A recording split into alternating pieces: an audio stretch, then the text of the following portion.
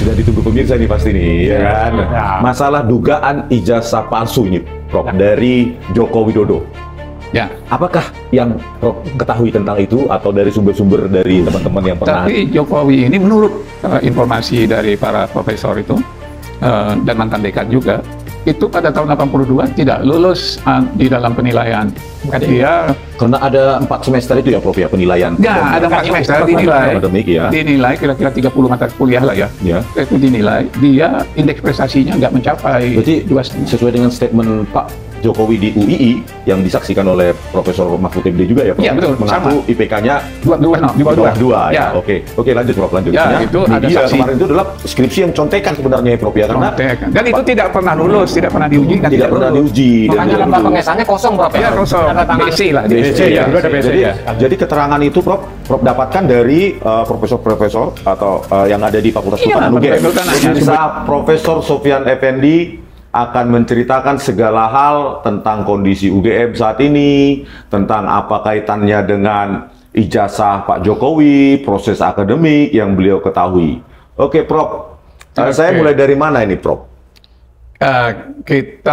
Saya mau mulai dari UGM ini kan sudah menyatakan bahwa dia adalah jati dirinya Pancasila. Iya, iya.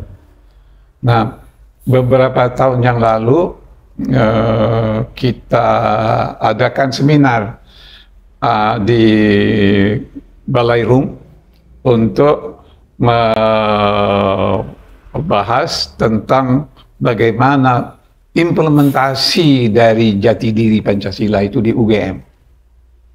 Saya kebetulan diminta bicara dan saya mengatakan kalau menurut penilaian saya, seperti saya uraikan nanti, ada masalah. UGM ini belum mampu menjadi Pancasila yang menjadi jati dirinya itu. Kita menyatakan pada tahun 59, pada waktu Bung Karno hadir pada ulang tahun Dies Natalis yang ke-10, tanggal 19 Desember 1999, waktu itu beliau datang untuk menyerahkan gedung induk itu. Gedung itu. Bung Karno di situ, kami sebagai pemerintah menyerahkan gedung yang sangat besar ini. Waktu itu Bulat Suhu masih kosong kan. Dan satu-satunya gedung itu yang besar itu ya gedung itu. Pemerintah menyerahkan gedung yang megah ini kepada Universitas Gadjah Mada dengan harapan dari gedung ini dilahirkan putra-putri bangsa yang menjadi sarjana-sarjana yang menguasai ilmu pengetahuan teknologi dan tidak terbatas kepada hanya menguasai ilmu pengetahuan dan teknologi, tapi saya harapkan di sanubari setiap lulusan Gadjah Mada itu tertanam dalam nilai-nilai Pancasila. Itu kan tujuannya. Jadi Prof, gedung pusat itu didirikan atau diresmikan 10 tahun setelah pendirian UGM, 19 Desember 1949. Nah, yang mendesain gedung pusat itu siapa, Prof? Yang mendesain itu adalah ini adalah seorang arsitek di keraton yang di pemerintahan DIY, yang saya lupa namanya. Beliau yang bukan Belanda ya? Bukan Belanda. Bukan Insinyur Soekarno yang mendesain. Bukan Insinyur Soekarno pasti memberi arahan. Tapi yang membangun dan yang mendesain dan membangun gedung itu adalah Pak megah sekali yang dari keraton itu, yang betul-betul dilaksanakan sesuai dengan kejujuran. Jadi kalau kita lihat gedung itu kan sejarahnya betul ya. 50 tahun yang lalu kan belum ada yang retak. Dan masih megah seperti itu. Nah, berbeda dengan gedung-gedung UGM yang ada di kampus-kampus sekarang. 66 tahun. 66 tahun masih berdiri. Masih kokoh begitu ya. Kokoh, megah ya. Nggak perlu AC, dingin dah. Nggak perlu AC sudah dingin. Dan di anu hanya orang Jogja dari keraton yang membantu Pak Sultan di dalam pembangunan di keraton. Kalau nggak salah sebelumnya ada ya, kuliahnya di keraton ya, Prof, sebelumnya. Kuliah keraton kita memang di gedung Indo itu. Oh, kok ada Sebelumnya sebagian kan di keraton ya. Inggil ya? sebagian di Inggil. keraton. Saya termasuk masih lulusan keraton. Wow. Jadi iya. Fakultas Hukum, Fakultas Ekonomi, Fakultas Fisipol di Pagelaran itu.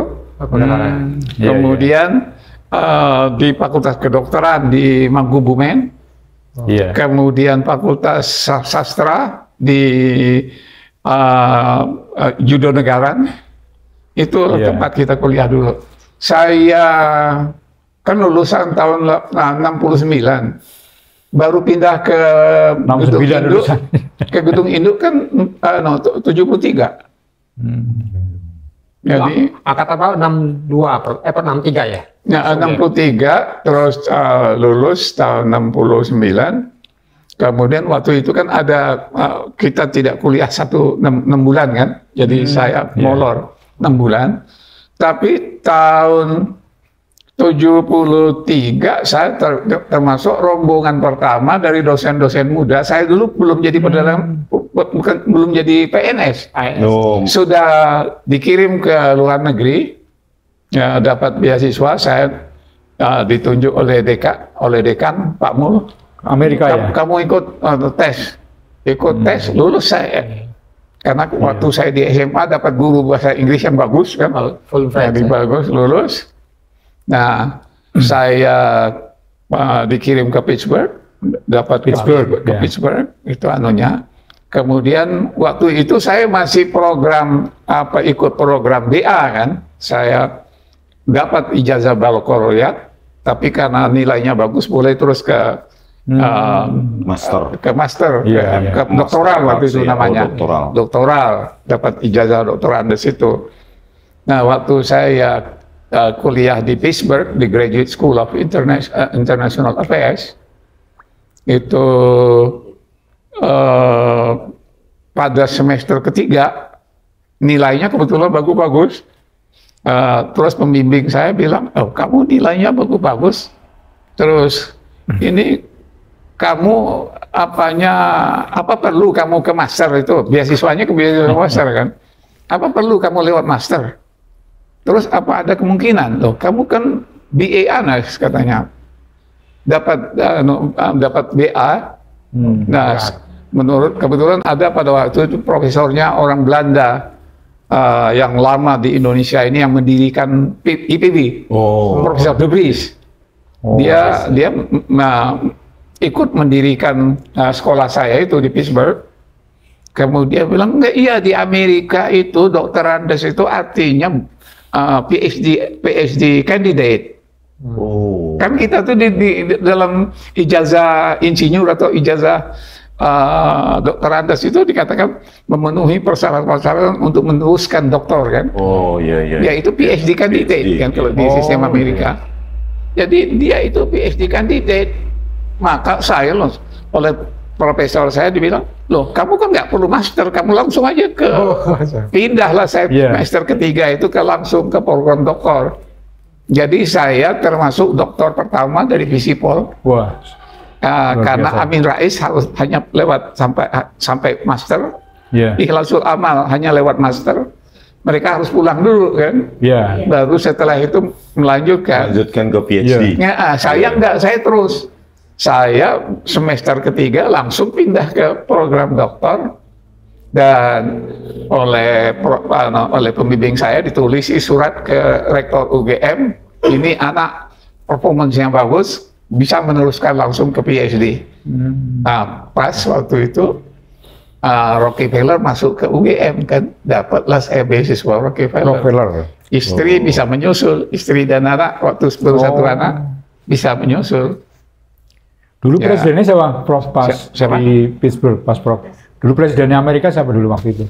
Waktu itu adalah Nixon. Oh, Nixon ya? Waduh, zaman biar ya, zaman dulu itu. Ya, Nixon. Richard Nixon itu zaman. Saya masih ketemu Bukan Ronald Reagan sana lagi ya? Iya, Nixon itu apa? Ya, Richard Nixon.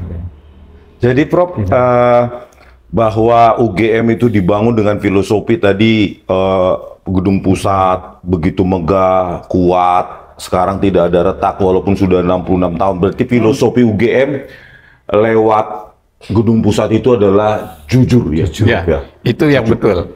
Pada waktu saya disuruh bicara mengenai apa yang sudah dicapai oleh UGM yang menetapkan jati dirinya Pancasila itu, apa yang sudah kita lakukan. Terus saya uraikan, pertama adalah karakter building. Ya, kalau menurut Bung Hatta kan dulu yang ikut mengajar mendirikan Fakultas Ekonomi.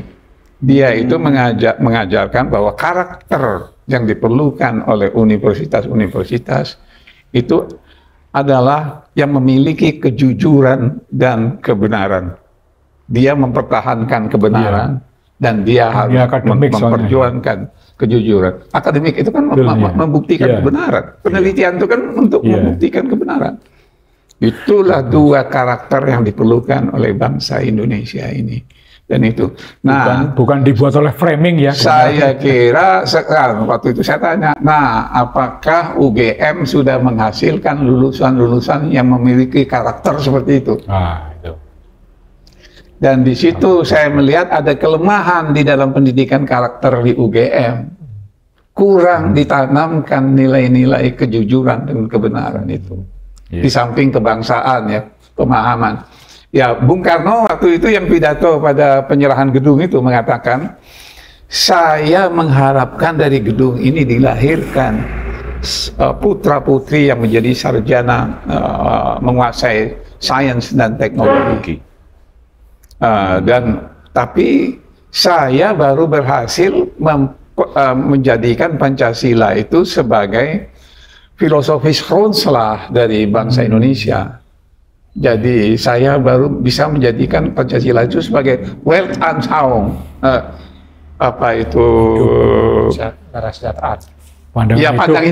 pandangan hidup bangsa Indonesia. Tapi saya belum berhasil menjadikan Pancasila itu sebagai filsafat keilmuan yang bisa digunakan untuk menghasilkan disiplin-disiplin baru yang berdasarkan Pancasila. Misalnya dari Fakultas Fisipol yang mengajarkan ilmu politik, saya harapkan dari sinilah lahir teori-teori tentang demokrasi Pancasila. Dari Fakultas Ekonomi saya hasilkan dari sinilah lahir teori-teori demokrasi, teori-teori ekonomi Pancasila. Dan dari hukum juga begitu, yang hukum-hukum berdasarkan nilai-nilai Pancasila. Dan kalau dalam ilmu sosial itu kanunya yang menanamkan nilai-nilai Pancasila itu. Tetapi dalam ilmu eksakta lain, dia bagaimana menanamkan nilai-nilai Pancasila itu di dalam itu action dari aksiologi.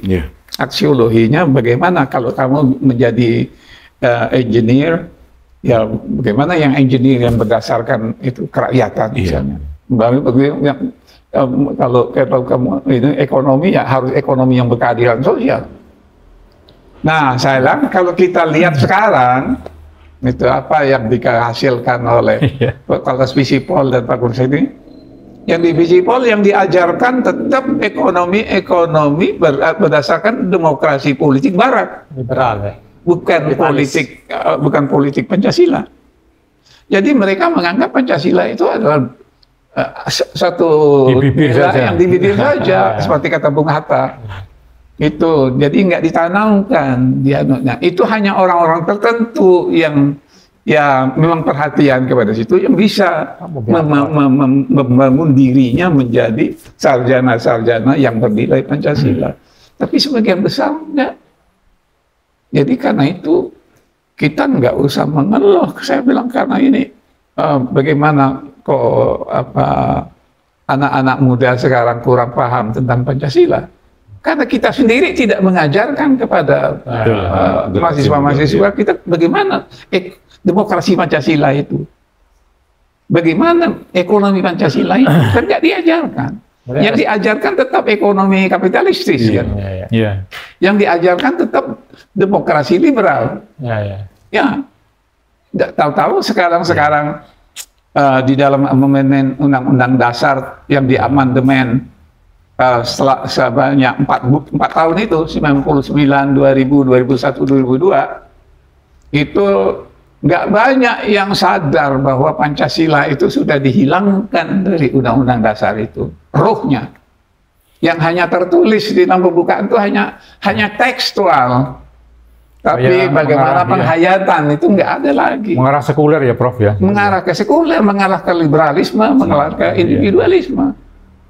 Itu anunya. Dan itu memang amandemen Undang-Undang Dasar itu adalah dimotorin oleh CIA untuk menjatuhkan Pak Harto. Jadi kan waktu itu kan Pak Harto itu ingin dijatuhkan karena Pak Harto dilihat sudah terlalu dekat ke Islam, ingin dijatuhkan dengan merubah ideologi dan undang-undang dasarnya.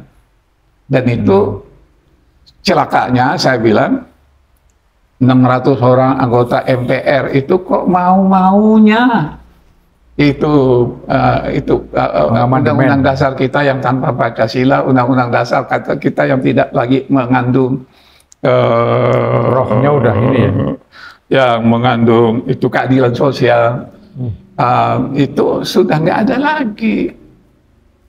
Kalau kok balik ke UGM, Prof, kok sekarang UGM itu apa kayak jadi apa stempelnya kekuasaan ya, Prof, sehingga kita nyatakan ya sekarang ya, nah itu menyangkut kepada tadi ada soal ijazah ini, itu kan memang tidak ada kejujuran.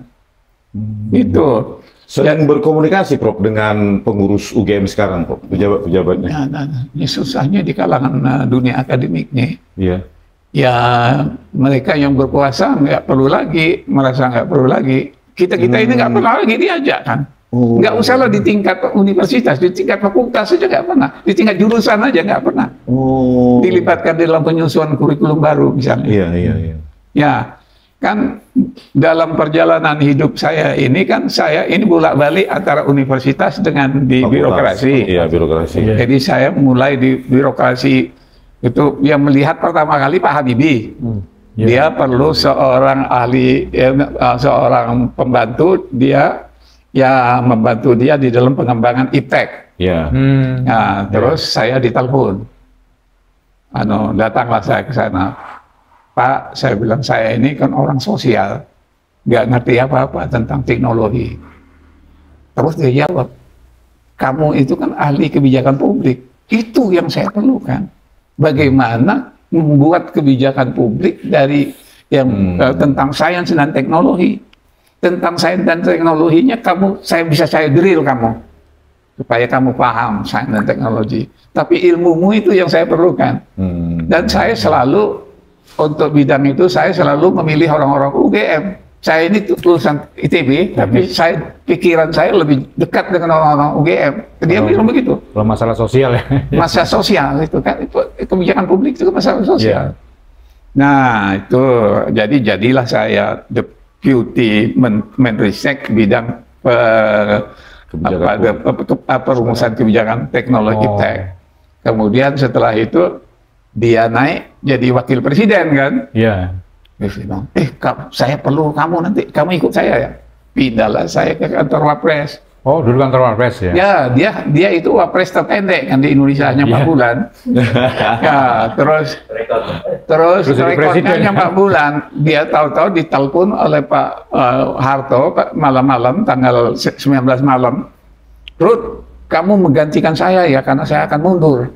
Tanggal 21 kan dia mundur. Iya. Saya akan mundur. 21 Mei. Ya, saya akan mundur. Kamu yang nanti mana?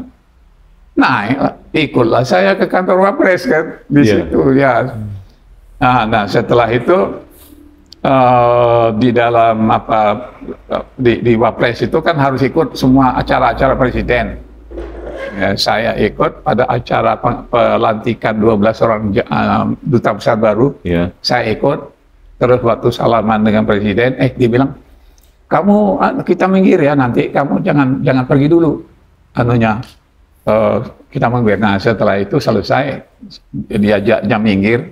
Pian, saya mau memberi kamu tugas baru. tugas apa Pak? Yang ini aja sudah, tugas yang lebih penting katanya. Saya bilang ini sekarang aja sudah penting. Oh, no, nggak sembarang orang yang bisa masuk kantor presiden saban hari.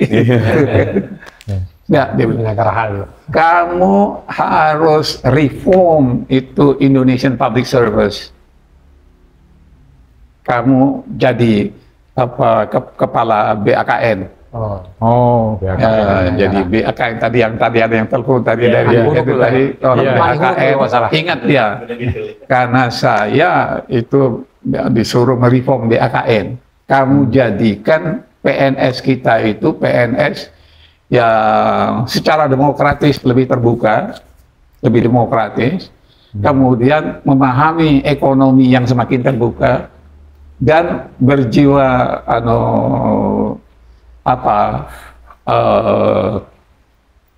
berani membuat keputusan. Nah itu jadilah. Nah saya lihat BKN waktu itu namanya Badan Administrasi Kepegawaian Negara, BAKN. Saya bilang enggak, ini yang enggak ada itu, kita itu bukan administrasi kepegawaian. Kita itu perlu menjadikan BKN ini sebagai planning office of the government itu. Jadi saya copotlah BK-nya, namanya menjadi BKN. A-nya saya copot. Karena itu hanya seperti menjadikan budaya orang BAKN itu sebagai tata usaha aja, mencatat jumlah pegawai yang masuk, mencatat yang mutasi itu. Nah saya rombak itu kan. Tapi baru baru tinggal sebulan saya di sana. Ganti pemerintahan kan, yang menjadi presiden adalah Pak Gus Dur menganggap saya ini kurang Nahdien. Sofyan itu bukan Nahdien, gantilah dengan itu, dengan orang Nahdien. Akhirnya saya pulang ke UGM, pulang ke UGM. Dan Pak Habibie pun waktu itu sudah berhenti jadi presiden kan. Kemudian terpilih jadi rektor saya waktu itu. Makanya 2002 sampai 2007 ya Prof. Ya. Nah Prof, gini Prof, ini masuk ke inti aja Prof ya. Nah, sudah ditunggu pemirsa ini pasti nih, ya kan?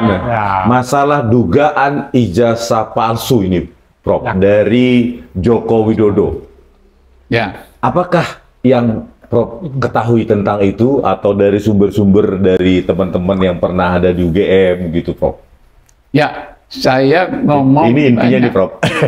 ya, saya banyak ngomong dengan teman-teman seangkatan Jokowi atau sedikit di Jokowi yang menjadi guru besar di UGM. Dia kehutanan. Ya, kehutanan. Banyak dia bercerita yang mereka tidak berani di sana. Karena ya berarti yang itu yang saya dengar. Jadi Jokowi itu kan masuk pada waktu dia lulus SMPP di Solo. SMA 6 itu ya. Yang menjadi SMA 6 tahun. SMA 6-nya tahun 85 baru jadi SMA 6. SMPP. Jadi dia itu ada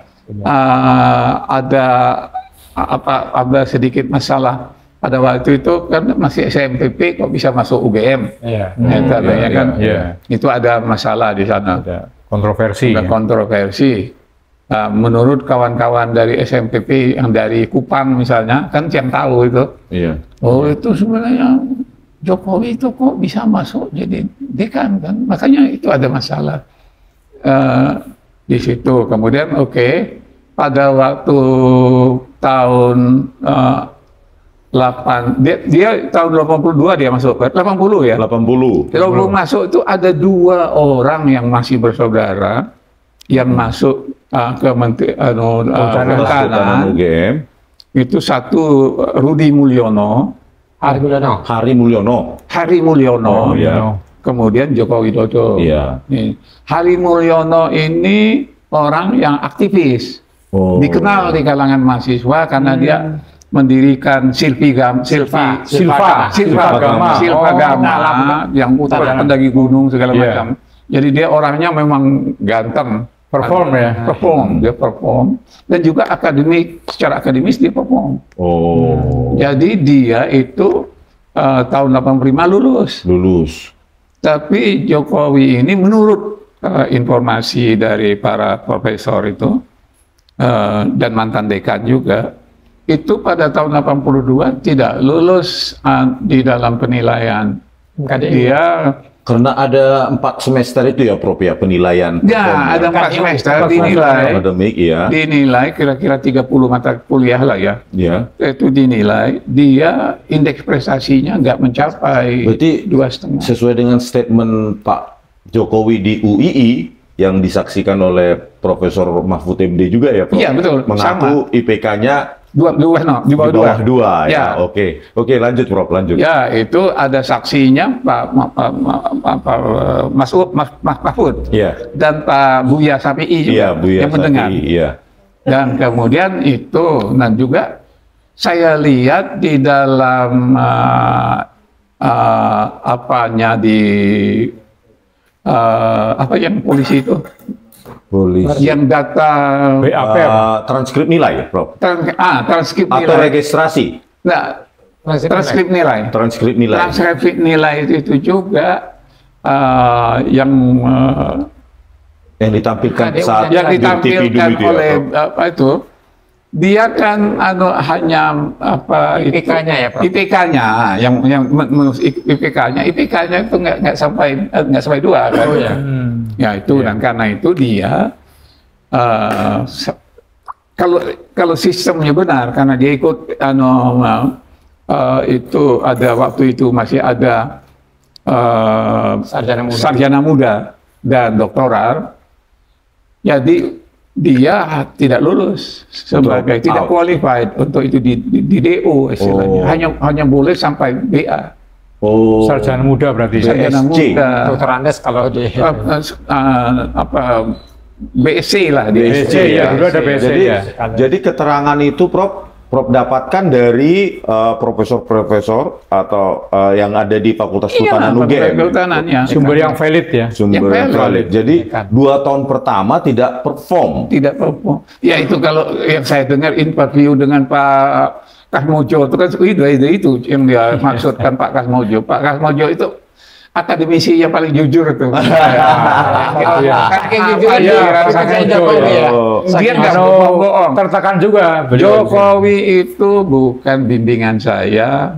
Jadi dia bilang kalau dia, saya tahu memang Jokowi itu adalah mahasiswa kami, mahasiswa waktu itu sama tadi kan.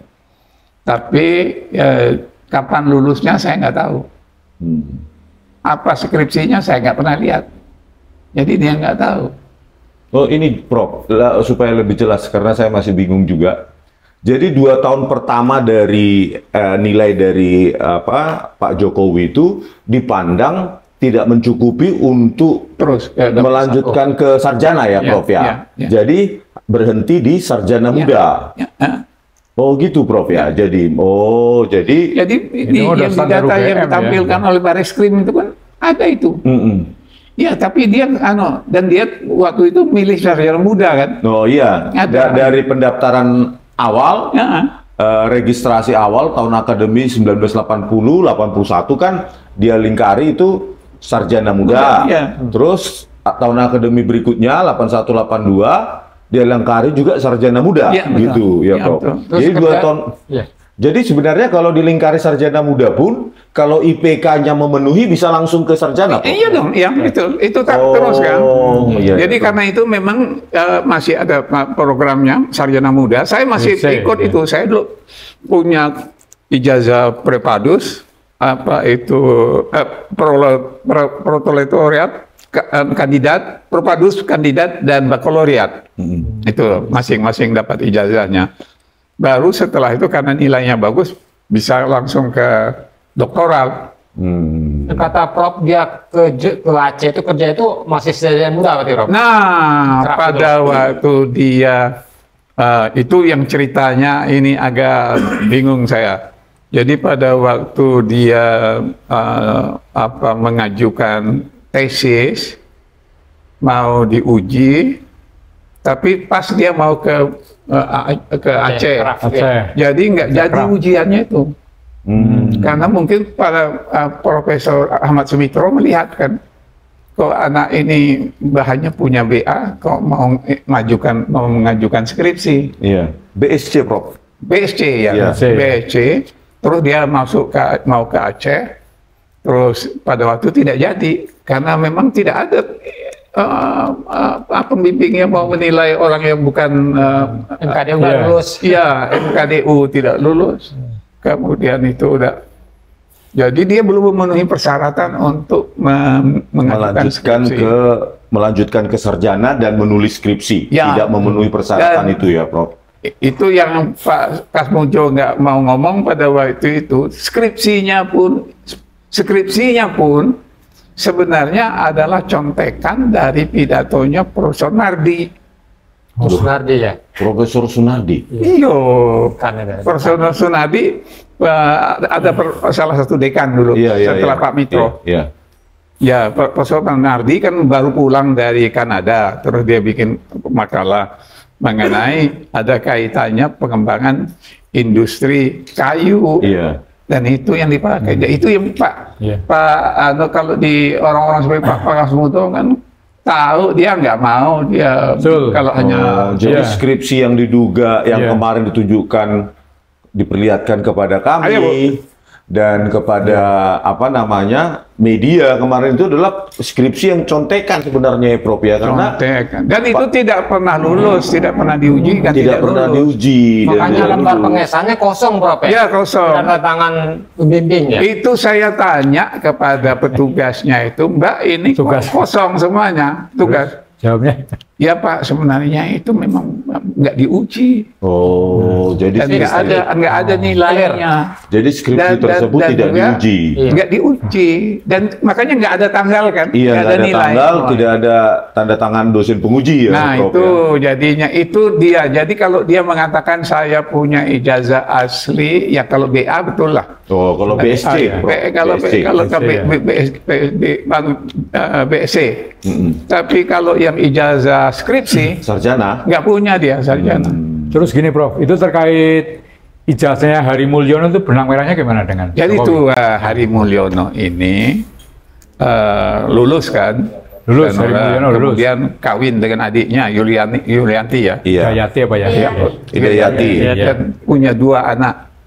Itu kabarnya dia pinjam ijazahnya Hari Mulyono ini. Almarhum. Jokowi Hari Mulyono meninggal tahun 2018 kan. Iya, iya. Dan itu dipinjam dari Yuliani itu. Maka dikasihlah suami ketua MK itu, Usman. Iya. Nah, kemudian ijazah ini yang dipalsuin, duga saya dibawa ke Jalan Pramuka untuk dirubah. Jadi itu kejahatan besar itu. Jadi bukan, dia kan selalu mengenalkan bahwa itu ijazah yang dibawa-bawa oleh dia itu. Iya. Itu kan bukan ijazah, bukan foto dia. Iya. Itu bukan Benar, foto berarti dia. ya masuk akal nih berarti. Itu penipuan besar-besaran itu. Jadi itu kemudian ada 2 tandanya di situ. Satu, fotonya bukan foto dia. Iya. Yang kenal bahwa ini fotonya Hari Mulyono adalah yang Mbak itu Hidayati. Hidayati, tahu yang ada yang kawannya itu yang Yulia siapa itu yang ada lulusan kehutanan juga. Yuliani ya. Yuliani ya. Iya, dia itu ada lulusan tahun 72. Jadi pada waktu dia kumpulkan pada alumni tahun 85 di Hotel Ambarukmo itu kan suasananya agak aneh. Apa dia mengaku anggota, dengan itu dia mau mengaku dia itu ada anggota dari alumni tahun 85. Eto'e. Tapi sebenarnya dia dianggap orang asing, nggak dikenal oleh alumni yang dibilang oleh Ganjar dan Anies itu kok upahan semua. Gitu. Tapi yang itu Pak Kasmojo ada ya. Jadi Prof, saya simpulkan ya biar diklarifikasi lagi bahwa bahwa Pak Jokowi terdaftar sebagai sarjana muda kan Prof, tahun akademi 80-81. Tetapi menurut beberapa profesor di Fakultas Kehutanan UGM, ya kan Prof, dan orang-orang UGM, Pak Jokowi tidak perform IPK-nya, sehingga tidak layak untuk melanjutkan ke sarjana. Jadi kalaupun lulus itu hanya sarjana muda dengan gelar BSc. Jadi intinya karena dia tidak melanjutkan ke sarjana, maka skripsi itu skripsi bodong, yang merupakan kopian atau jiplakan dari pidatonya Pak Nardi, pidatonya Pak Sunardi. Dan yang paling aneh Prof, UGM sampai sekarang menyembunyikan itu.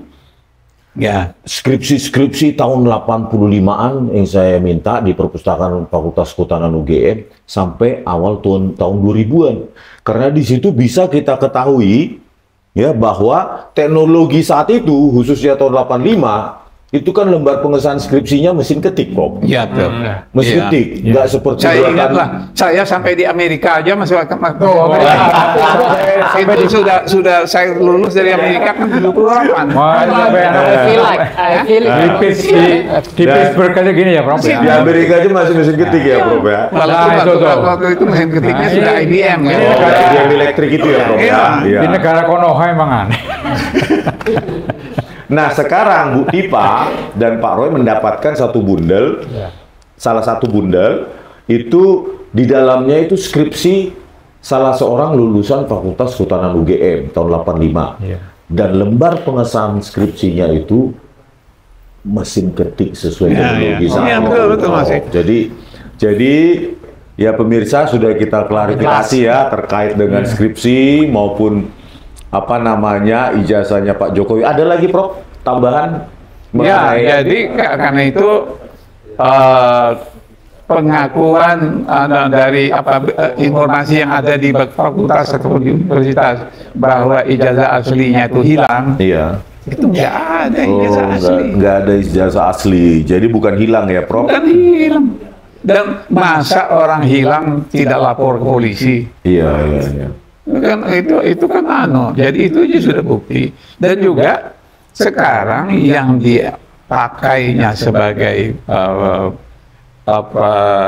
ijazah untuk mencalonkan sebagai calon wali kota, calon gubernur dan calon presiden itu adalah ijazah palsu dengan memalsukan ijazahnya Hari Mulyono yang dirubah namanya di pasar pramuka itu ya. Dan itu di jalan pramuka itu. Pramuka Poso itu ya, Prof. Sekarang udah kebakar ya sekarang ya. Kok itu oleh rektor kita ini yang tidak jujur ini, Prof. Ova Emilia ya, Prof.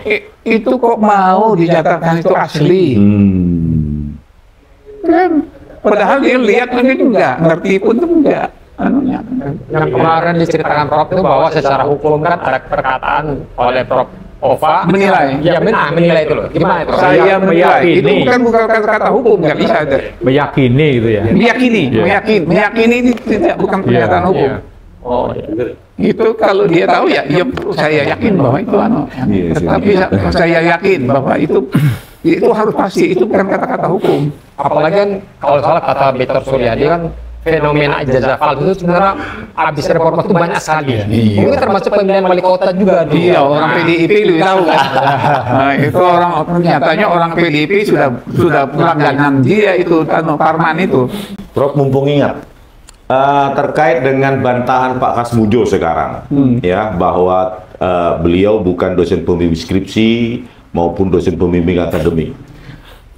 Ada nggak internal UGM yang Prof dengar terkait dengan bantahan Pak Kasmojo itu, Prof? Ya, itu kan tahun 85 Itu Pak Kasmujo itu kan baru lulusan, baru S1. BSc, Bro? Enggak, bukan. Bukan. Belum. Oh. Dia mendaftar sebagai dosen itu adalah masih 3A kan? Iya. Masih asisten ahli. Iya. Jadi masih pembantu dosen. Iya. Belum boleh menguji. Apakah membimbing? Nggak boleh. Memang dia benar yang ngomongkan itu. Memang dia belum berhak. Jadi Pak Kasmujo mengatakan nih sejujurnya Iya, ya. jujur. Jujur. Dia tuh jujur, memang betul-betul tipe akademisi yang benar. Iya, Pak Kasmujo. Dia mengatakan Ya, apa adanya. saya pada waktu itu kan masih asisten ahli, Iya. masih belum boleh menjadi pembimbing, Iya. belum boleh jadi penguji. Jadi dia betul yang dikatakan itu. Tapi di balik itu dengan wartawan CNN dia mengatakan gitu Jokowi itu pembohong. Jadi Pak Kasmujo kepada wartawan CNN mengatakan Pak Jokowi itu pembohong. Tapi disensor. Oh, nggak usah disensor langsung. Bukan dia Oleh CNN. Oh, disensor oleh CNN, Bro. Ya. Oh. Ya. Dekannya ya, pada waktu itu orang lain dekannya Profesor Doktor. Saya tanya Pak Sofyan itu memang bakatnya jadi pembohong.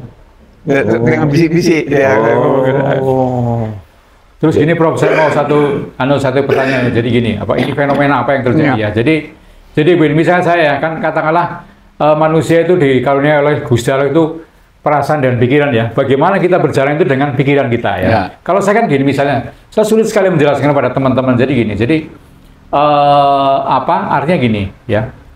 Kalau misalnya saya pribadi, saya kepada mereka saya bilang, kalau saya mencintai pemimpinnya adalah cinta dunia akhirat ya.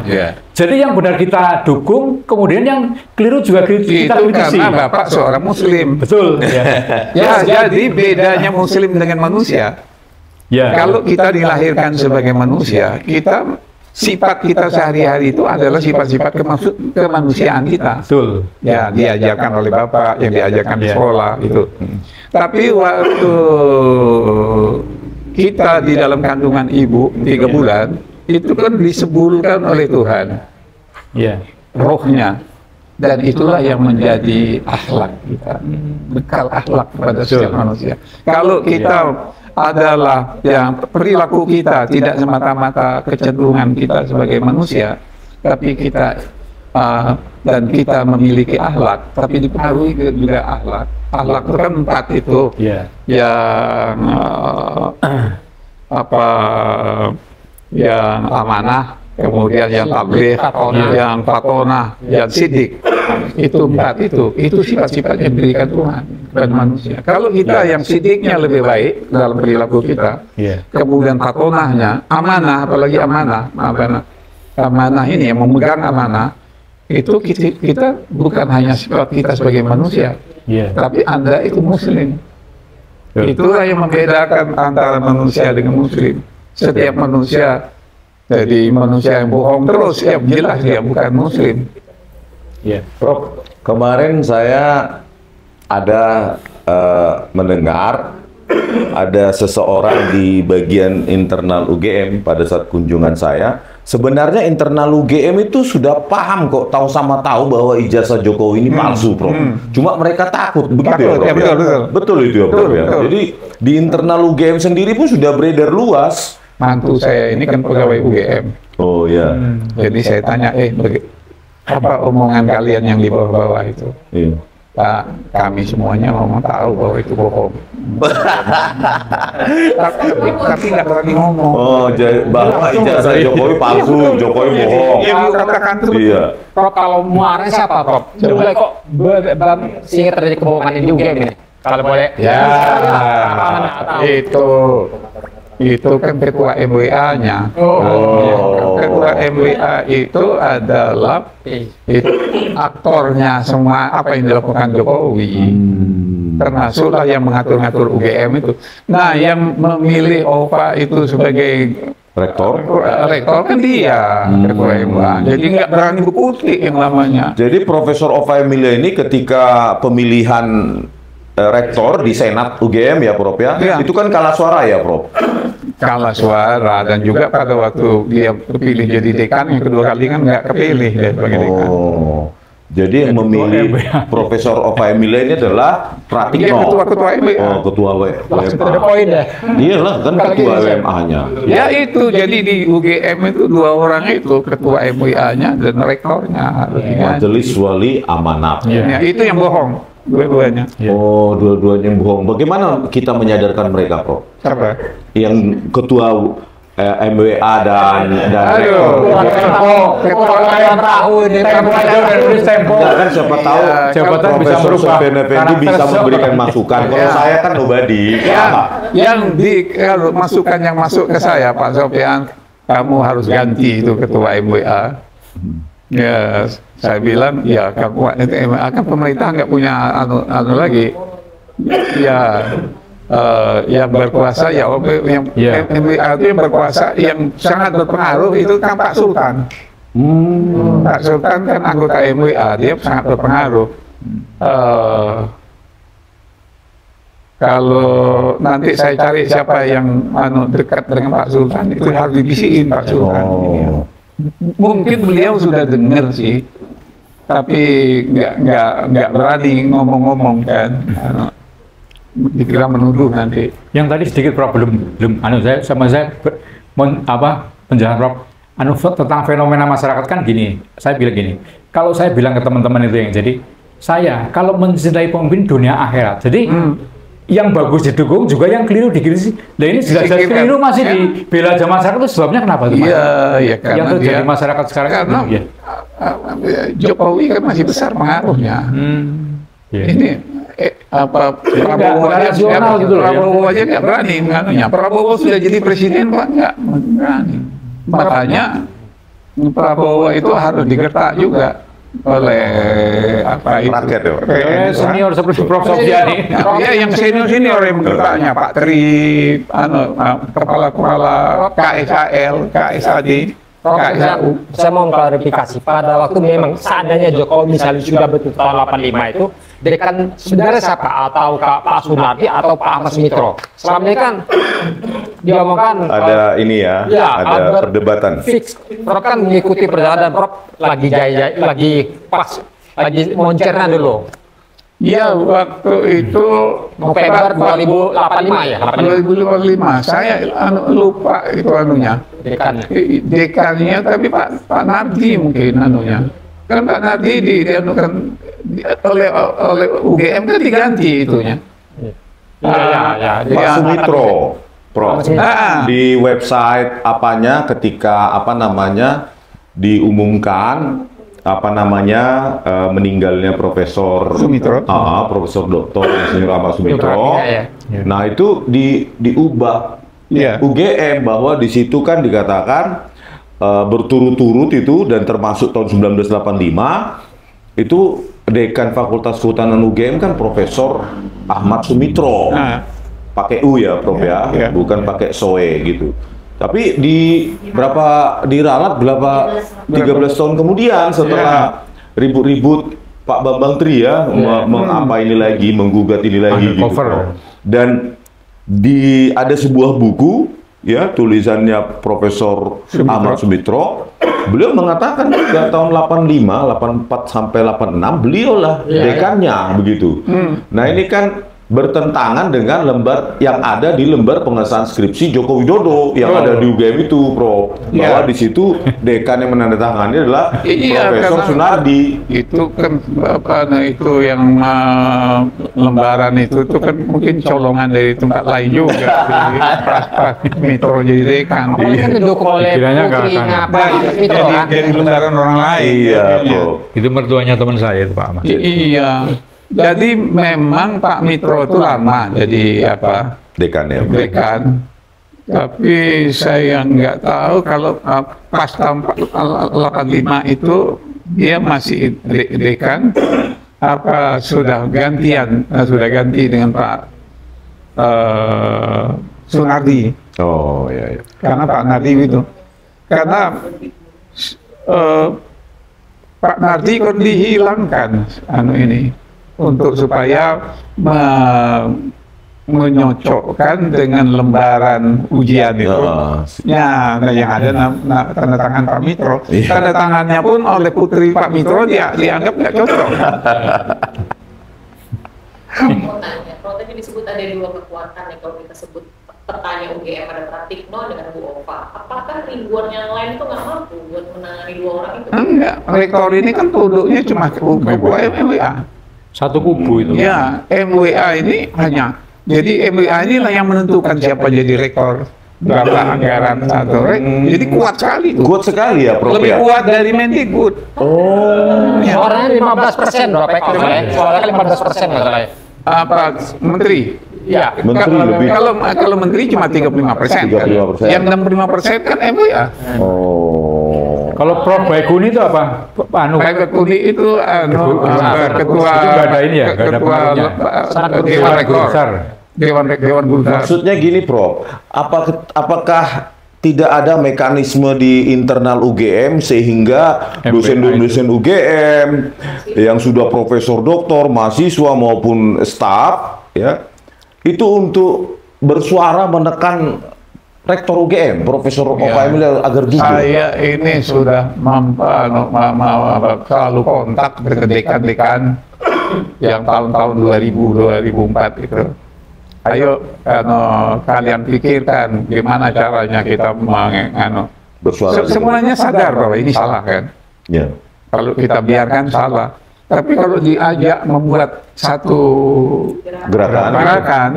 pada takut. Oh. Ada mikir. Dipecat. Sama? Kan sudah pensiun dong kalau dia. Takut apa?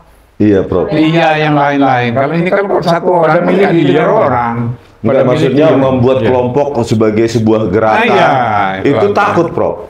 Takutnya apa, Prof? Yang dosen-dosen yang Yang itu sudah yang pensiun juga. nggak mau mereka. Jadi pernah saya suratin rektor-rektor yang dahulu ya setelah saya ya. Iya. Bu apa itu? Ini apa? Siapa yang tadi? Dwi Korita. Hah? Dwi Korita. Dwi Korita, Panut, Profesor Panut. Iya. Salma, ayo kita kita bikin surat kepada rektor kami menghadap untuk mengatakan bagaimana supaya dia jangan mempertahankan pernyataannya itu yang Meyakini. menurunkan citra UGM itu. Pada nggak mau. Jadi Itulah bro, ada kalau saya dekan ya otaknya jalan lah ya. Tapi ketika bicara tentang ijazah, ya bro, saya bukan bela Jokowi ya, tapi saya yakin bahwa itu asli. Bayangin. ya. Padahal baru pernah lihat asli. Iya, itu makanya saya nggak mau telepon dekan Sigit itu. Udah omongannya udah kosong, udah omong kosong. Juga begitu yang bagian akademiknya, Bu Ana, saya telepon Bu Ana itu angkanya Jokowi itu berapa? Dia bilang Pak lulus Pak. Nah, jadi pada waktu Pratikno jadi rektor, Iya. kan dia mengatakan dia yang melakukan menjadikan Jokowi itu alumni UGM. Iya. Dia aturlah semua. Yang dulu nilainya itu di bawah 2 IP-nya, IPK-nya, Iya. kemudian dirubah-rubah ya, nilai-nilai itu, kemudian ditambah sehingga dia lulus program sarjana, dimasukkan nilai-nilainya dan tesisnya, Skripsinya. skripsinya dimasukkan. Nah sekarang tinggal dites. Kalau saya tanya, saya minta pegawai saya untuk melihat daftar wisuda Jokowi, masuk nggak dia di dalam daftar wisuda tahun 85? Dan yudisium ya, Bro. Ya, yang wisuda itu yudisium kan. Di situ dia nggak masuk. Jadi nggak ada namanya di wisuda tahun 85. Jadi di Jadi daftar artinya dia nggak pernah ikut wisuda. Kalau saya yang sudah di skenario demikian rupa ya, ya pertama dia mengubah aturan tentang pemilihan rektor. Ya. Kan sama presiden. Rektor kuat sekali ya presiden. Kenapa rektor dia tetap kekeh seperti itu kan ya? Berarti ada kepentingan. Oh, jadi sekarang rektor UGM dipilih presiden? Sekarang dipilih presiden. Oh, itu kan melanggar anggaran dasar kita. Rektor. Melalui menterinya mungkin Pak Menteri. Dipilih presiden. Oh ya? Nah itu perlu. Nah itu. Oh kalau itu tuh melanggar. Jadi artinya OPA itu tidak bukan rektor. Rektor UGM ditetapkan oleh Ketua MU ya. Ada beberapa unsur kan? Ya kalau itu pelanggaran lagi. Pelanggaran gitu. Prof, selanjutnya mumpung ingat juga ini terkait dengan perdebatan publik termasuk saya tentang foto berkacamata di ijazah. Seingat Prof itu sejak kapan dibolehkan foto di ijazah UGM itu berkacamata, dan sekarang malah aneh lagi peraturan di UGM boleh foto berkacamata untuk ijazah asalkan kacamatanya tidak hitam. Itu di UGM itu, di website resmi loh, Prof. Nah, pertanyaan saya sejak kapan sih, Prof? Kalau Prof ingat, ya boleh itu foto ijazah itu berkacamata? Saya tanya, zaman kami dulu saya tidak boleh berkacamata. Zaman saya pun tidak boleh. Tidak, kan Sama, saya tahun 80. Nggak boleh. Itu yang berlaku sebenarnya. Jadi tidak boleh. Nah sekarang yang siapa yang ijazahnya pakai kacamata itu, kalau lah boleh ya setelah itu bukan foto Jokowi. Itu makanya saya bilang dia itu waktu Hari Mulyono meninggal, dia pinjam fotonya itu dibawa ke Pramuka, dirubahlah namanya itu menjadi Joko Widodo. Nah, tapi coba lihat Jokowi itu dalam tulis tangan dari UGM kan bukan begitu. Jadi kita semua ijazah kita kan tulis tangan, tapi dia ya ditiru seperti itu ya. Dan ternyata indah sekali ijazah Fakultas Kehutanan UGM itu ya, Prof. Iya, itu karena dicetak lagi di sana. Enggak, maksud saya begini, kemarin kan sempat dikirimkan bukti Pak, tidak saya publikasikan memang. Salah satu ijazah Fakultas Kehutanan pada saat UGM, itu ya tahun 85. 85 berarti kamu betul ya? Iya. November ya? Dan itu ada emboss di sisi kiri. Emboss di sisi kiri yang mengenai tanda tangan dari Profesor Jakub. Jakub itu. Jadi, nah kalau itu ada, maka dipastikan apa yang ditampilkan oleh Dian Sandi itu palsu. Palsu karena cantik sekali. Ada ornamen di salah satu. Iya, cantik. Jadi jauh sekali dengan versi yang ditampilkan dengan Dian pasar Sandi. Pramuka itu. Jadi kalau itu bukan ijazah asli UGM. Iya. Apa mungkin ya? Jangan jadi terus kami selaku relagama ya, relawan Gajah Mada, pernah kita investigasi satu persatu. Apakah mungkin dikondisikan dulu, Prof? Jadi yang orang-orang yang dijadikan pembanding oleh polisi, istilah namanya identik itu tidak dikondisikan karena mereka terserang punya jabatan semua. Sedangkan yang mereka yang bukan linknya Jokowi, itu sebenarnya tadi. Iya betul. Itu anunya orang-orang pilihan semua, orang bayaran semua lah ya. Nah kalau mau itu ya diambil acak aja kan. Nah itu harusnya itu. Random sample. Random sampling anunya kan pasti gitu. Inilah jadi dia itu yang dia bawa. Jadi dia itu melakukan kejahatan mengamalsukan ijazah Hari Mulyono. Itu melakukan kejahatan. Dan di situ ada kan di dalam ijazah itu selain dia namanya dan lulusnya kan ada berasal dari SMA mana. Iya. Nah di dalam yang dia pakai itu masih terpakai SMA 6 Yogyakarta. Surakarta. Sekolahnya Joko Mulyono. Oh. Jadi dia bukan itu. Jadi istrinya yang punya ijazah itu bukan Ganti foto, itu dia ganti nama. yang dia bikin dia takut untuk menunjukkan ijazah asli itu bukan ijazah dia. Jadi Joko Mulyono orang Jogja, Joko Widodo orang Solo. Jadi Prof, terakhir pertanyaan dari saya Prof. Apa sih yang bisa dilakukan oleh Sivitas Akademika UGM, baik alumni, terutama mahasiswa, dosen-dosen di dalam, mantan rektor, wakil rektor, atau pembantu rektor dulu ya Prof ya namanya. Itu kan semua banyak yang masih di luar ya Prof ya, masih hidup gitu. Ada nggak sesuatu yang bisa kita lakukan untuk mendesak Profesor Ova Emilia ini untuk jujur gitu loh Prof? Nggak bisa lagi jujur untuk mengakui. Yang saya dengar dia itu waktu dia di demo oleh mahasiswa, dia kan tidak ada di sini. Nah, saya dengar dia itu diatur untuk bertemu dengan Prabowo. Nah, minta restu. Jadi kata Prabowo, alahan dari Prabowo, ya itu pernyataan itu aja dirubah. Pernyataan apa itu? Ya, Pernyataan yang meyakini. Yang meyakini keaslian ijazah Jokowi. Itu dibilang Pak Prabowo, Presiden, untuk diubah. Bukan, ya betul. Itu dia tidak punya ijazah.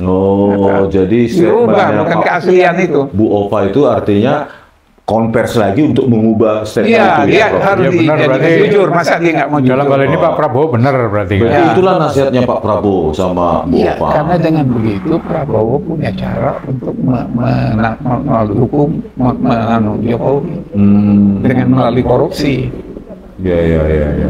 Jadi Profesor Ova Emilia, Rektor UGM, dengar dong nasihatnya Pak Presiden Prabowo Subianto untuk apalah namanya? Ya, mengkoreksi statement Anda yang meyakini mengkoreksi. Ya, mengkoreksi statement Anda yang sebelumnya meyakini bahwa Insinyur Joko Widodo adalah alumni kelas Gajah Mada. Tinggal mengkoreksi itu selesai ya, Prof ya? Atau menjadi tidak meyakini. Menjadi kami tidak meyakini. Itu aja, Prof. Ini orang absen lah, jangan dukung. Ada pertanyaan lagi dari publik? Prof, ada isu korupsi di UGM yang akhirnya menyandera Prof Ova, benar nggak Prof? Isu korupsi. Kalau itu karena ketakutannya itu kepada Pratik satu kan, ini yang mengangkat ketua MWA yang bisa memberhentikan dia. Tapi yang kedua ada yang saya dengar juga, dia kan punya masalah secara pribadi. Ya, dia membeli bank rakyat itu dulu. Bank perkreditan rakyat, BPR, suaminya tapi kemudian setelah itu rugi dan dituntut oleh rekan-rekannya 59M. 59M. Nah, saya dengar itu dijanjikan ditutup. Utangnya itu dijanjikan ditutup oleh dari uang-uangnya yang ada di bunkernya Jokowi. Siapa itu? Siapa? Itu yang saya dengar. Tapi belum ada yang mau bunkernya itu. Sedang kita cari itu, Bro. Nanti besok ke Solo. Oh gitu. Jadi aduh. Luar biasa nih, kita terima kasih sekali nih Pak Prof. Jadi memang itu berbicara kebenaran. Itu sebagian yang saya dengar ya ada karena dia takut orang yang mengangkat dia sebagai rektor itu. Apalagi yang sudah dirubah aturannya dilantik oleh presiden tadi kan, itu melanggar kan aturan. Saya dulu hanya dilantik oleh ketua MWA kok. Itulah PT BHMN itu intinya itu. Ada komentar ini dari pemirsa. Prof bersedia nggak untuk menjadi saksi nanti di persidangan? Jangan, aku sudah tua. Sudah usianya sudah. Belum tentu juga ada persidangan. Belum tentu juga ada persidangan. Kalau polisinya benar ya, nggak usah persidangan. Polisinya benar. Dan sampai persidangan Mas saya udah tua ini kalau dibentak-bentak oleh polisi. 2017 ya. Nanti Oh gitu ya Prof. Jadi pemirsa, begini dulu, sekian dulu bincang-bincang kami dengan Profesor Sofyan Effendi, Rektor UGM tahun 2002 sampai 2017. Kami berharap, sangat berharap demi nama baik, ya, demi integritas Universitas Gadjah Mada yang semua ini kita cintai, Profesor Ova Emilia, jangan gadaikan nama baik UGM demi kepentingan praktis Anda. Dan semua sivitas akademika yang masih aktif di Universitas Gadjah Mada, maupun yang alumni, maupun yang sudah pensiun, ayo kita sama-sama bergerak untuk mendesak Profesor Ova Emilia, ya, menyatakan yang sesungguhnya. Karena internal UGM pun sudah tahu loh, yang sesungguhnya adalah ijazah Jokowi palsu. Begitu. Ayo kita suarakan, Rela Gama juga, Profesor Sofyan Effendi juga, kita bersuara dengan kapasitas kita masing-masing. Supaya UGM juga kembali ke jati diri. Iya, UGM kembali ke jati dirinya. Ya, karena pada saat pendirian Gedung Pusat UGM, tadi ya Pak ya, tahun 1959, itu dibangun dengan kerja keras dan kejujuran, makanya semegah ini tanpa ada kerusakan apapun. Itulah filosofi UGM, sehingga kita berharap ini bukan masalah dendam pribadi kepada Pak Jokowi atau keluarganya, tetapi ini demi nama baik UGM. Yang kedua, demi meluruskan sejarah Republik Indonesia. Oke? Pemirsa, sekian, terima kasih. Merdeka. Oh, nyanyi kita. Kalau yang nyanyi, nanti saya pandu sekitar 1,5 menit, nanti di video ya. Saya sedikit kasih narasi, terus nanti yang terakhirnya kan lalu kejayaan Indonesia. Jadi nyambung antara narasi saya dengan potongan syair ini, gitu ya. Oh, nanti di video berikutnya. Enggak, ini maksudnya ini video. Monggo itu, tapi ini saya minta di video gitu. Kamu minta di video, paling 1,5 menit ya. Nanti saya pandu ya. Oke, Pak. Ini teman-teman, kami selaku Sivitas Akademika Universitas Gadjah Mada, alumni, kemudian kami bersilaturahmi ke senior kita yang luar biasa, Prof. Sofyan Effendi, beliau mantan rektor UGM. Artinya apa? Kita nostalgia, ingat kita menyanyikan lagu Himne Gadjah Mada supaya bisa tersentuh. Mudah-mudahan juga dengan harapan UGM yang sekarang lagi dalam sorotan ini kembali kepada jati diri. Ya, oke, ya. Himne Gadjah Mada, ya. 1, 2, 3. Bakti kami mahasiswa Gadjah Mada semua, ku berjanji memenuhi panggilan bangsaku di dalam Pancasilamu, jiwa seluruh nusaku, ku junjung kebudayaanmu, kejayaan Indonesia. Jadi begini, kalau bangsa kita itu menjunjung tinggi nilai-nilai kejujuran, maka secara otomatis akan menjadi fondasi bagi kejayaan Indonesia. Ya, kurang begitu. Matur nuwun.